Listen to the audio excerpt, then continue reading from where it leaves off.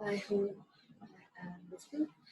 Hi, I am Nayonika. I am the student representative to the Committee on Gender Sensitization Against Sexual Harassment, also known as the COGSASH.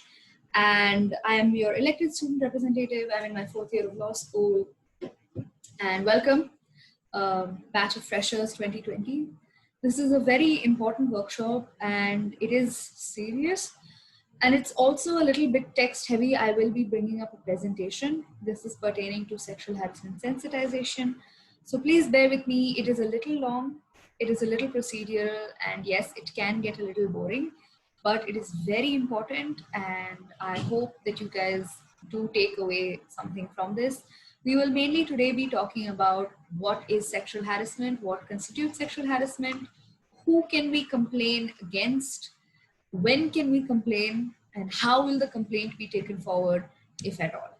So I won't wait a lot. And the thing is, I did do a live session about this, but unfortunately it did not record. So I'm going to do this again for those who haven't seen it yet. And this will be up on YouTube on the Student Council's YouTube page. So it's accessible at all times. Post this, I will also send across an email with the uh, presentation as well as important contact details and an escalation matrix of what to do, when you want to file a complaint. So without further ado, I think I will get right into the presentation.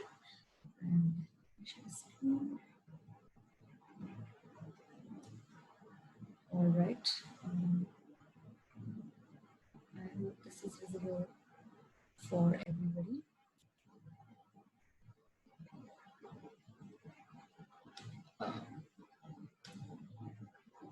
Right. So welcome again. What we're going to talk about today, first thing, is what is harassment and what counts as harassment, and is there more than one kind of harassment? Does it always need to be that I'm physically making someone uncomfortable by touching them? How does it work? So we have divided sexual harassment into 4 compartments or categories of harassment.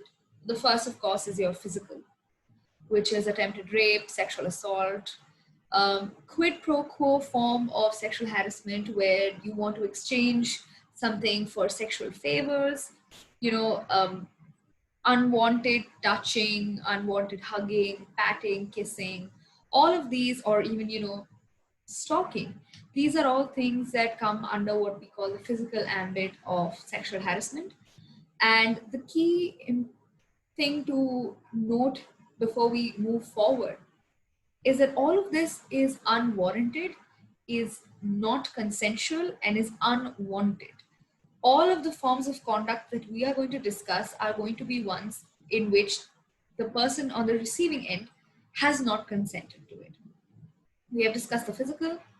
We'll discuss the non-physical, which is more of gestures, looking up and down, staring, writing all kinds of emails or letters, or, making gestures which are inappropriate, and offensive behavior in general. You have your verbal forms of sexual harassment, that is name calling, rumor mongering about someone's personal life, kissing sounds, howling, repeatedly asking out a person who's not interested, lying about someone's, or spreading rumors about someone's personal life. These are all things, sexual comments. These are forms of verbal sexual harassment. And of course, then you have your visual, that is your non-verbal.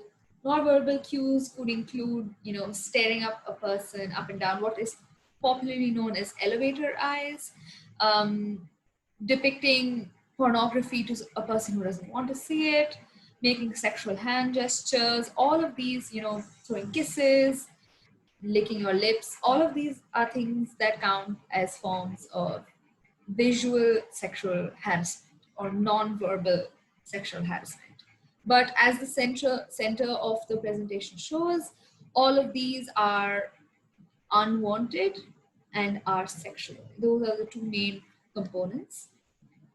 So now that we have understood what sexual harassment in its literal terms is, we'll now look at the law. And especially since all of you are law students, this might be perhaps one of the first kinds of legislation that you are going to encounter in your law school, which I hope isn't been too rough for you since it's just been the first month or so, first week rather for you guys.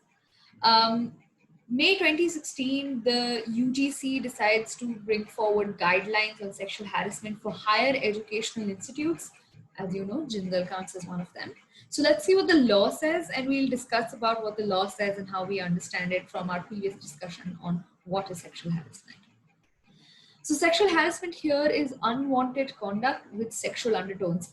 I know this is a very text-heavy slide and perhaps slightly intimidating as well, but these are exactly the things that we have discussed. There's nothing to fear. So, as you can see, the slide kind of highlights the important parts of it. So I would recommend that all of you take time to go through it and read it once.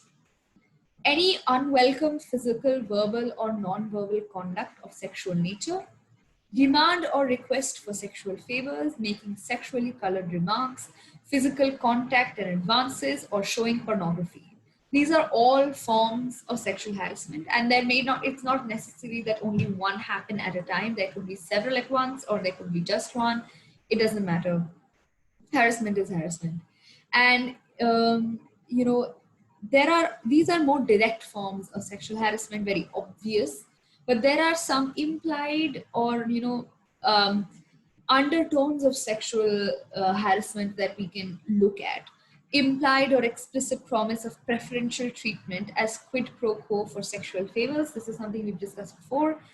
There might be situations where there might be a person in a position of power that you are accountable to, and they may, as an example, say that, oh, I will give you this, I'll give you this promotion, I will let you do this if you, do something for me, or let me do something to you. These are all forms of quid pro quo sexual harassment. And anything that, is a threat to your work, as a blackmail, that if you don't do this with me, if you refuse me, then I will ensure that, you don't have a healthy work environment, or I will make it difficult for you at work. Implied or explicit threat about present or future status of the person concerned. It might be a situation where, you are in a circumstance where you come from, say, example, a conservative family, and you know that any kind of information pertaining to your sexual life or anything of that sort is going to deeply harm you or affect you if the family gets to know, or if your conservative society gets to know, and they threaten you with it and say that, I will ensure that this is something that's out in the public. These are all things that count as sexual harassment. Am I recording this lecture? I'm saying, just ensuring it is being recorded. That is good to know. Okay, I will continue with the presentation. Right.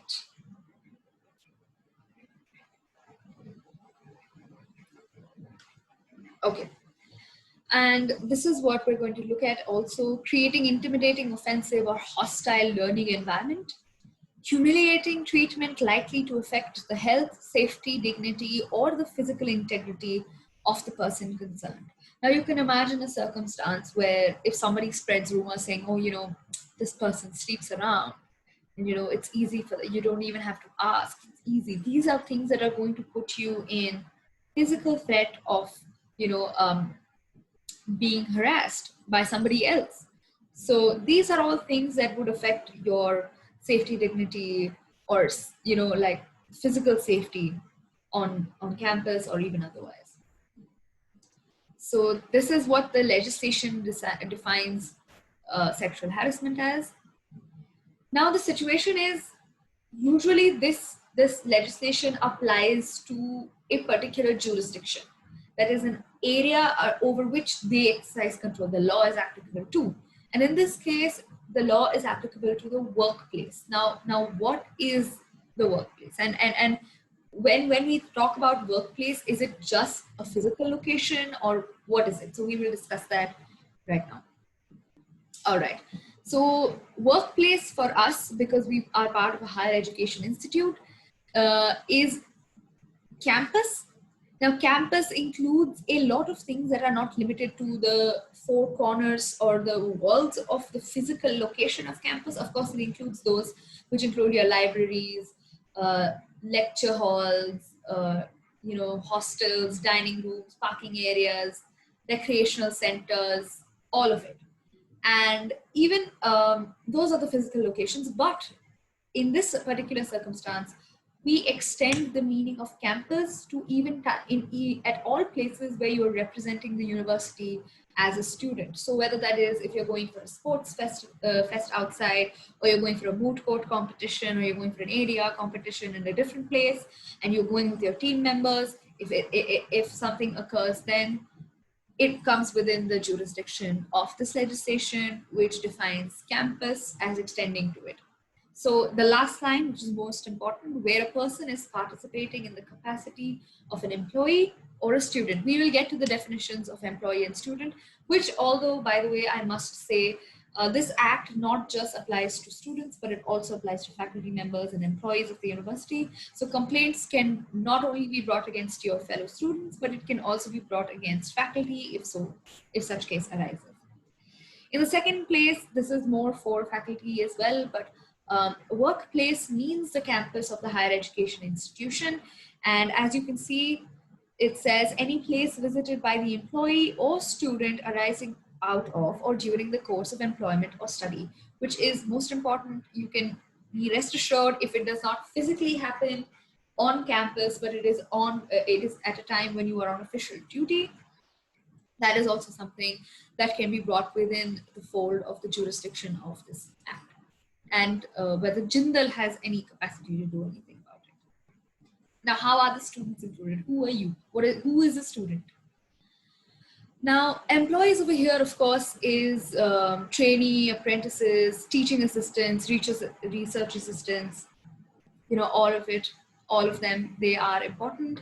And they are also, whether or not they are fully employed by a contractual basis, if they are there as, people on field studies, projects, short visits, camps, all of them are included within this particular UGC definition of,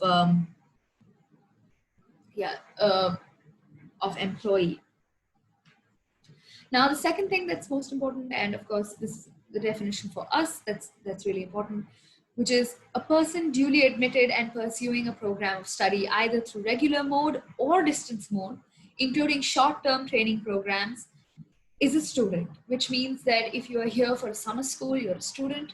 If you are here as a 5-year course or a 3-year course or even a single year LLM, all of these entitle you the title of a student and hence will be governed such by this law. And any sexual harassment that takes place against a student, the university has jurisdiction over. Now we'll come to harassment and gender as a specific topic. Now, the workplace, sexual harassment of women in the workplace only protects women, as the name of the legislation reads itself. However, for the UGC guidelines and for specifically higher educational institutions, there is no bar on gender. Act decisively against all gender-based violence perpetrated against employees and students of all sexes, recognizing primarily women employees and students, and some male students and students of the third gender are vulnerable to many forms of sexual harassment and humiliation and exploitation. While this is the case in the Act, Jindal here exercises a separate kind of definition as well, which includes anyone and everyone, gender non-conforming, gender binary, trans, whatever. A student is a student, and if there is a case of sexual harassment, it is very much within the ambit of the university. Now, how do you talk to us? Now, you know that you're a student, you know that this is something that has happened on campus. What do you do? Who do you talk to, and what happens after? So, of course, if you go on the jguedu.in website, you will find a regulations element of the main page which will give you access to the Sexual Harassment Committee's email. And you can email, you will get a response immediately. There is a phone number which has been added. I will send across a slide with all the details, so there's nothing to worry about. The chief warden will be available, or security will be available at all times. And whatever complaint that you make on this link will be completely confidential. It is your private information, and none of this will be disclosed to anyone apart from the person who's complained and the committee, and to nobody else, and not even to the entire committee, but the person particularly receiving this complaint. Now, how do you file a complaint? Now, obviously, we're going to now get into more procedural parts of this, so please do, I know it gets boring, but we really have to push through this. Okay, so to file a complaint, you can do so by giving it in writing, you can do so orally, or you can even email the SHC. Now, in every case, a formal form will be sent out, which must be filled in with the details of the complaint, the name of the complainant, the name of the accused person, incidences, perhaps anything you've seen, anything that will help build your build the story available. Now, of course, the complaint once made does not necessarily mean that it's going to go into a process. It is only to ensure that there is a complaint that has been registered. Actions henceforth will be explained by your committee members, as well as the representatives who will tell you your options after you form your complaint. The complaint mechanism is hopefully something that most of you will not be afraid of using, because complaints does not mean anything but just informing an authority. It does not mean action will be taken immediately. That is entirely contingent upon whether you want to take it forward or not. Now, once the complaint has been formed, there will be an internal complaints committee of 4 members, including an external member, that will be responsible for taking this case forward if you choose to go forward with it. And we'll get into the procedure of how to determine what you want to do.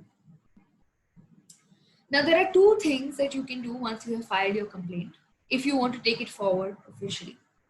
One is to seek an enquiry, and the other is to seek conciliation. Now, conciliation is a process that is more along the lines of 2 parties who are at discord with each other coming forward to sit across from each other and discuss what went wrong and what the possible remedies for both of them would be, something that is suitable to both parties. In this kind of a circumstance, as an illustration, if I have been harassed by somebody and I want to go for a conciliation process, I would expect the person to sit across from me. I would explain to them what went wrong, why it felt wrong, and then discuss the potential remedies to the situation, which is, hey, can you please never talk to me again? Or can you please stop contacting my friends? And I don't want to take this into an official inquiry, but if we could determine for ourselves what works for us in a situation where I don't have to feel threatened or unsafe anymore. So this is a conciliation process pertaining to what you're going to do in the future and what additional help you need. So say, for example, if I'm of the opinion that, you are still insensitive to certain matters, and it is probably in our best interest that you go ahead and seek some counseling or seek some sensitization. That is also something that I can request. Of course, conciliation has to be mutually agreeable to both. In a circumstance where I make recommendations and the other person rejects it, the conciliation has failed. Conciliation only works when both parties agree. Now, inquiry is an investigative process. Now, inquiry is one that will come up with a conviction or an acquittal and will have evidence, witnesses, hearings, and a whole due process. Now, this is unlike the conciliation process where you just want to talk to the person and get it over with in terms of, I was not okay with this and I hope you change your behavior. That's one. And the other inquiry process is that what has happened to me is wrong and I want the other person punished. And that is the process that the inquiry leads forth to. However, the most important line right towards the end If a complaint is found to have been maliciously filed, action may be taken against the complainant who falsely filed it. That is important because it does have scope for rampant misuse. So this is crucial as part of the process. Now, how do you get into an inquiry? Now, this is, of course, an escalation matrix. Again, I understand very, very text heavy, but let's get into this process. Once you write to the committee, that is once your complaint has been found, and you are allowed to make a complaint within 3 months of the incident occurring. And if it's a persisting incident, a persisting problem, then you can file it, of course, anytime. But there is a limitation period. It cannot be a circumstance where I, in my 4th year of law school, want to take some action against something that has happened in my 1st year. Too much time has elapsed, witnesses are scattered, evidence is scattered, and it would be unfair both to the person complaining as well to the accused person. Now, the form, as I mentioned, there will be a form that needs to be filled up, and after which, within 3 days, the committee will reach out to you and tell you your options between conciliation and inquiry. And after you have decided if you think that conciliation is something that you want, conciliation is, of course, not punitive. So the conciliation process will end the moment the two of you decide that this is something that you agree on, or it will end the moment it is decided that there is no common ground that the two of you can meet, or 2 or more. Now, the inquiry is a process of investigation where you have a committee that's going to assess the story individually from both sides, look at the evidences mentioned, look at the witnesses mentioned, and this is a punitive measure. That there are consequences to an inquiry which could result from anything from suspension to expulsion. So this is more of a formal process, of course. Now, if you choose to go ahead with the inquiry, what do you do? So once the complaint has been filed and you have decided you want to go for the inquiry, the copy of the written complaint would be sent to the complainant, and within the first 7 days of receiving that complaint, and the complainant will have 10 days to go over the complaint and come up with whatever response and witness details that they have for the committee. The committee will then call on both parties separately and their witnesses separately, and there will be an entire inquiry procedure. Now, this inquiry procedure cannot exceed more than 90 days unless under absolutely special circumstances, but 90 days is the maximum. Now, if the committee, whatever conclusion the committee may come to, whether that's an acquittal or a conviction, this would be in the form of a recommendation that would be sent to the registrar of the university. Now, the registrar of the university may choose to implement whatever the final finding of the committee is, including the punitive measures that are mentioned, within 3 days of having received this recommendation. Now, if they agree with the recommendations made, they must go forward and implement this. And if they disagree with it, then they must write back to the committee explaining why it is that they haven't agreed with this. Now, in the advent that I'm an accused person and I feel like I have been wrongfully convicted, there is an appeal process. Or if I am a complainant and the person I have accused has been acquitted and I'm not happy with it, or I think that this was unfair, there is an appeal process. So either parties may file an appeal to the Vice Chancellor within 30 days of having received the final verdict. And the Vice Chancellor then becomes the final authoritative party on this matter. Now, the committee in the meanwhile may have interim measures to protect both parties, or an injunction that says, or a temporary restraining order that says, you cannot be in touch with this person or with their friends. Or they may even send the complainant or the accused person on protective leave. there would be strict measurements taken to ensure the safety for the complainant in this particular circumstance. Now, more or less, what we have discussed before, I'm not going to read through the entire thing again. It's very simple. I have mentioned it already, but your signatures will be on it. A copy of the complaint does not necessarily mean an inquiry. An inquiry has to be opted for after the committee reaches out to the complainant and tells them their options. This is another important thing, that even if you don't want to file a complaint, even if you don't want to go ahead with the conciliation or whatever, you are still free to talk to the members of the COGSASH, student representatives, or the faculty members. We are available all the time to just hear out your problems. It's not as though that you can only reach out to us when you want to file an official complaint. The purpose of the preliminary meeting here, particularly if you notice it says so within the first 3 days, is just to tell you what your options are. And that's about it. Now, after the complaint has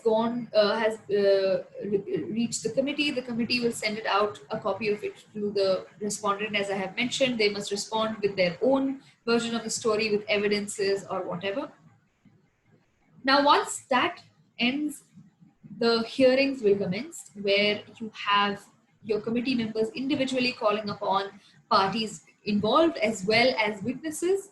Now, who are these committee members?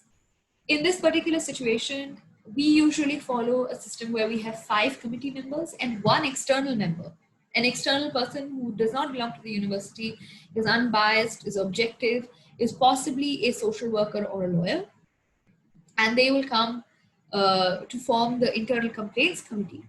And in an internal complaints committee, at least 50% of this has to be women.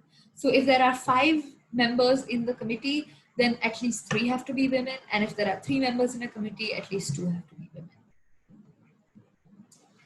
Now, the purpose of this separate hearing is to ensure that both parties are given the opportunity to explain themselves and speak to the committee. It cannot be such that we take the word of the complainant at face value and just go ahead with it. We have to give a free and fair hearing to both parties.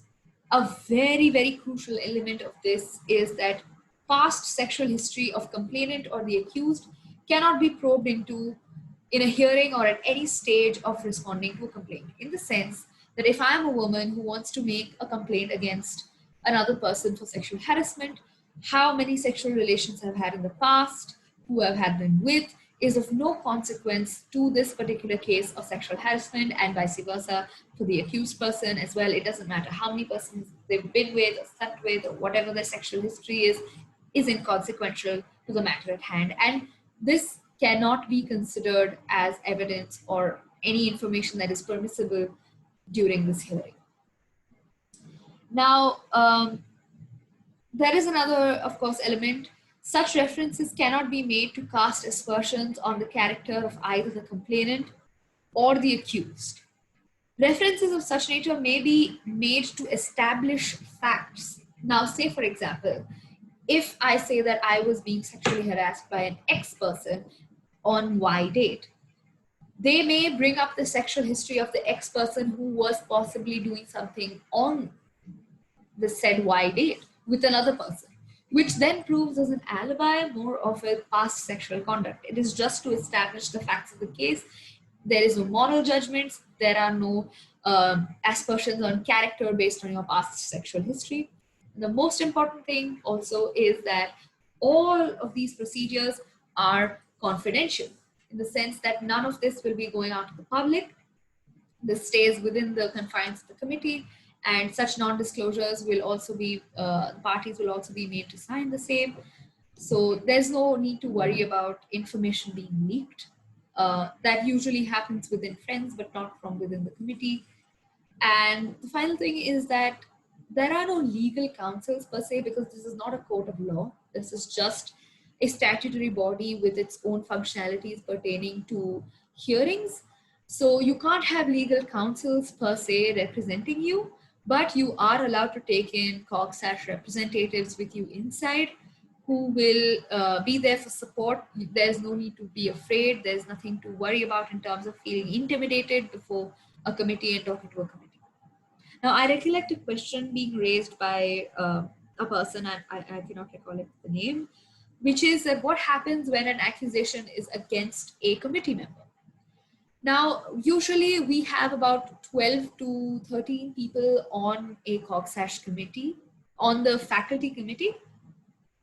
And at any given point, there are 3 to 5 members who form the internal complaints committee for a specific case. Now, in a circumstance where an accusation has been made against a certain member of the committee, that member aside, a committee will be formed that's going to investigate this matter. So at no point will there be a bias or a prejudice in terms of the fact that a person who has been accused is going to be sitting on the committee on their own hearing. That only happens in the Supreme Court of India sometimes, but not otherwise. No, I mean, that's a joke. It's just this, that if there is someone who's been accused, they cannot be on their own hearing. Now, guidelines for conciliation, we've had this process in detail, but I will go over it nonetheless. A preliminary hearing will happen within 3 days. You opt for conciliation. The same is intimated to the person who is accused. And if the person accused accepts to go forward with the conciliation process will continue for as long as it takes till the 2 of you or 3 of you or how many of you, come to a common ground that that is agreeable to all the parties. Now, in this kind of situation, it's possible that a conciliation may not work, but in the case that it does, whatever recommendations has been decided between as a subject of this conciliation shall become enforceable after this. There are, of course, limitations in terms of days. The accused person may respond in writing to the committee within 5 days, and the request for conciliation will go within 3 days from the receipt of the complaint. Now, again, very, very text heavy, but generate options in order to find solutions that are agreeable to both parties. This may include a public apology, counseling, gender sensitization, etc. So after all of this, a committee shall hold a meeting after the expiry of the date on which the reply was to be submitted by the accused. Such meetings of the accused and complainant may be held until a settlement has been arrived at. Now, one of the important things to notice in this process is that as a form of agreement between parties during conciliation, money cannot be a form of settlement. There can be no monetary settlements made in a conciliation like, I will drop this case or I will stop it if you pay me XYZ money. That is not something that is encouraged nor tolerated as a conciliation process in our college, in our university. There are more procedural elements about where the, what are the clauses in which the final settlement must be recorded, and the copies of settlement must be available to both the complainant and respondent. No further inquiry should take place, and a conciliation does not mean that, there can be no inquiry on the same matter later. Now, confidentiality is something that is maintained throughout the proceedings, and nothing within the proceedings will be made available to the public. Now, coming to some more nuanced questions. A lot of times we do consider, staring as a form of sexual harassment, making someone uncomfortable. A lot of times the defense is that, I wasn't staring, I was just looking. The question then comes is, what is the difference between staring and looking? And do you think that sexual harassment is a form of, do you think that staring is a form of sexual harassment? Well, if it's making the person visibly uncomfortable, that you are focusedly staring at a person, then yes, of course it is sexual harassment. And what is the difference between looking and staring? Looking happens in a course of multiple actions. You look at something and you move on from it. It's more of a passing element of it. focusing and singling out somebody for a prolonged period is staring.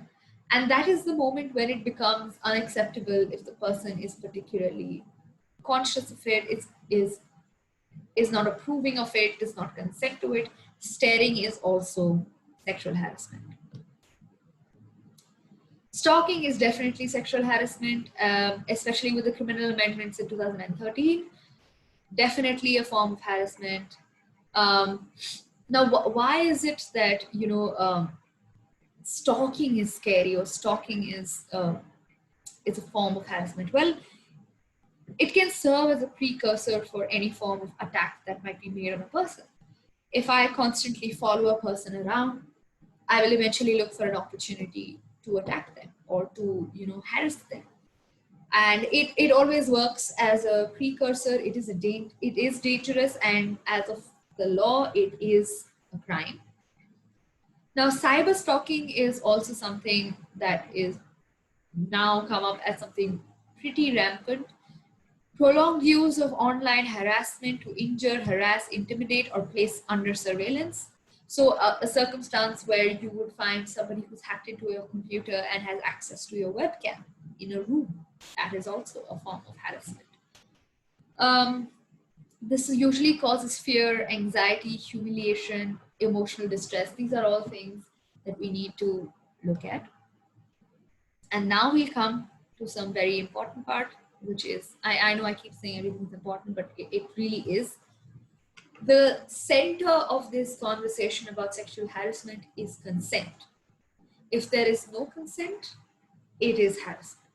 It's as simple as that. Now, what is consent? How do you express consent? That is something we will discuss now. Now, consent means agreeing, accepting, voluntarily wanting to do something. I consent to reading this book. Which means I agree, I accept, this is something I want to do.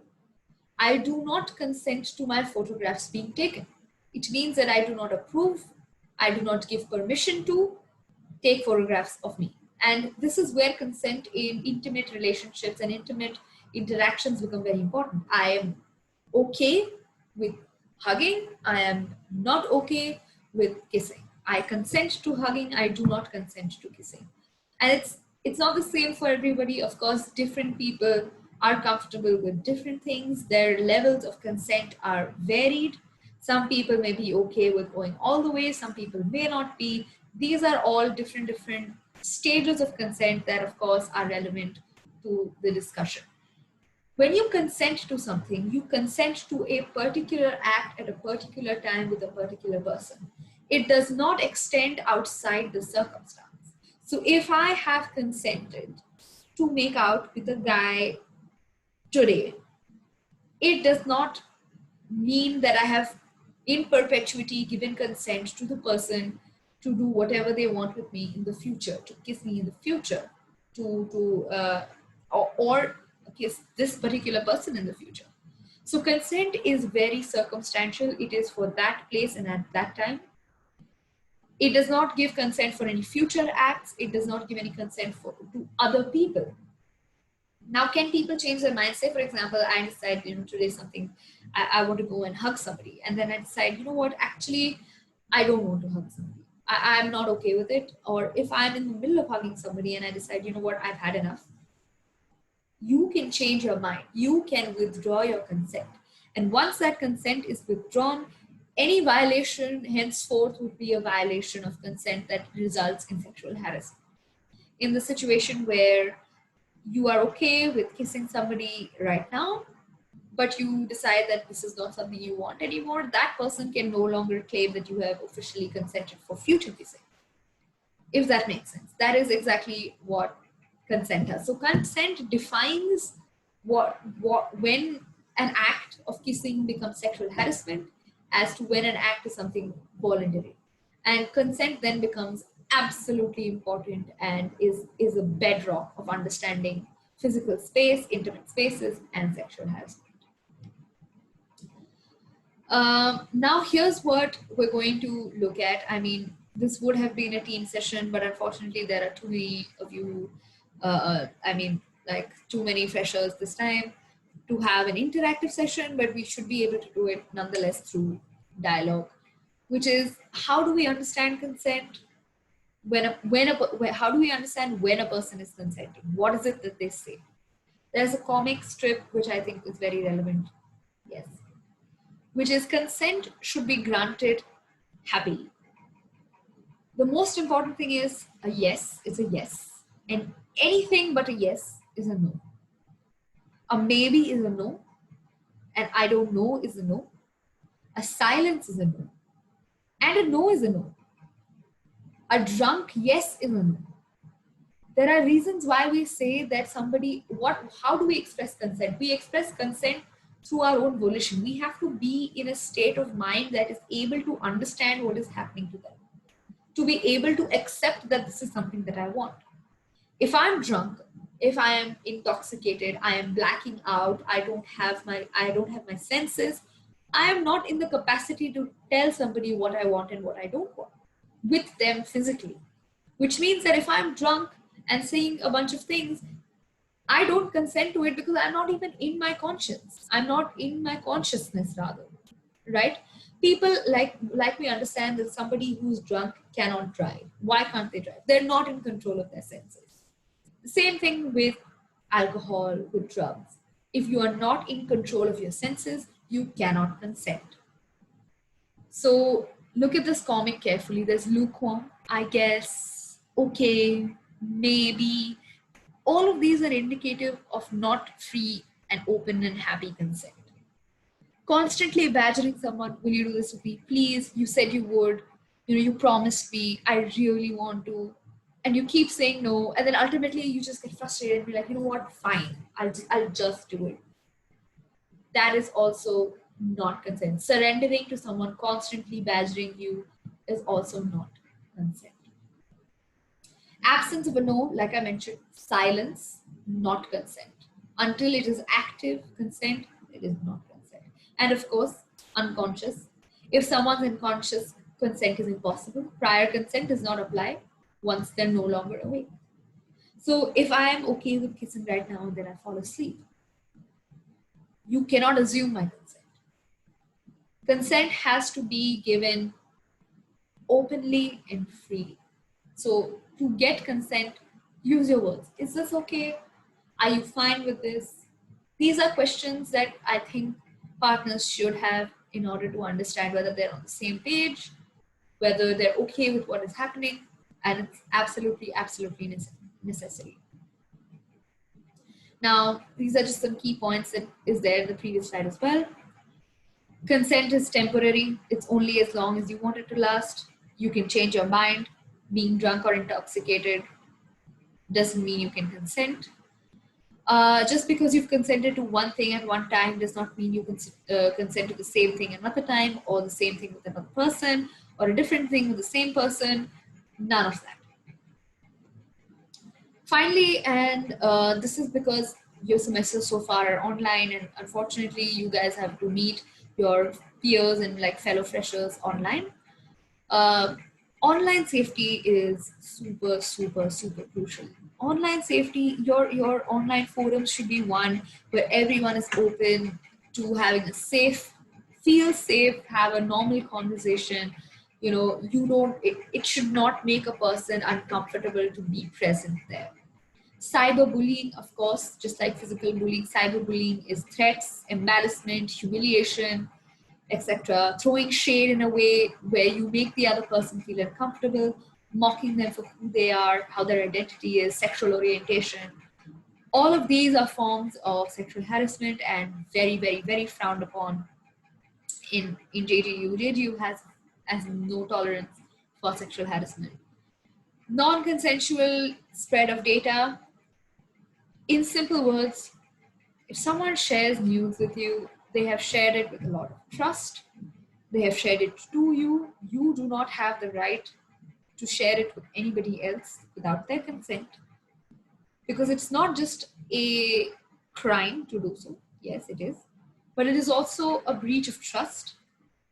Just because someone else is choosing to share their information with you doesn't give you the right to share it further without consent. especially when the intentions are lewd. Now, cyber flashing, I think we have a general idea.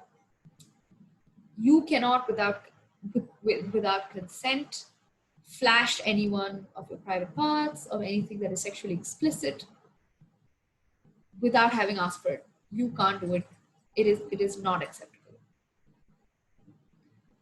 And yeah, we are coming towards the end of this workshop sort of thing. These are some very important phone numbers that we have to keep in mind all the time. This should be something that I think all of you should store on your phones. This slide is of course available. And another thing before we go, and also important, is that anywhere where there are two students of gender involved, the Committee on Sexual Harassment does have jurisdiction over.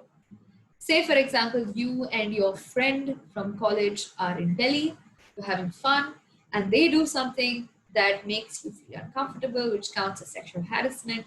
Now, neither of you have gone in the capacity of JGU students per se, but you are students of JGU, and their presence on this campus once you come back makes it a very hostile environment for you to be in. If that is the case, then it counts as sexual harassment and is something that is going to be within the ambit of the committee. Thank you for being so patient, and that's the entire session for today. Of course, the email is always open and available for anybody who needs to ask questions pertaining to procedures, complaints, whatever. And even otherwise, it's an understood thing that your COGSASH representatives are available to talk to you about anything at any given time. It is not a problem. So I recommend, I will send across the details of all the schools and their reps. There are elections that happen. Election details will be sent across later. This was mainly just a sexual harassment sensitization workshop. There's no hard and fast rule, or in fact, no rule at all about somebody from JGLS only reaching out to a JGLS SHC rep. You can reach out to anybody. All of us are available at all times. So please feel free. And I wish you guys the best in terms of getting back on campus, meeting each other for the first time. I'm excited to meet all of you and hope to have more interactions in the future. But take care, guys. Do not be cyber bullies or cyber stalking people. Just make it a safe and fun environment for each other. That's the best thing you can expect from your peers. But with that, I'm going to end the session. Thank you guys for watching through the entire thing.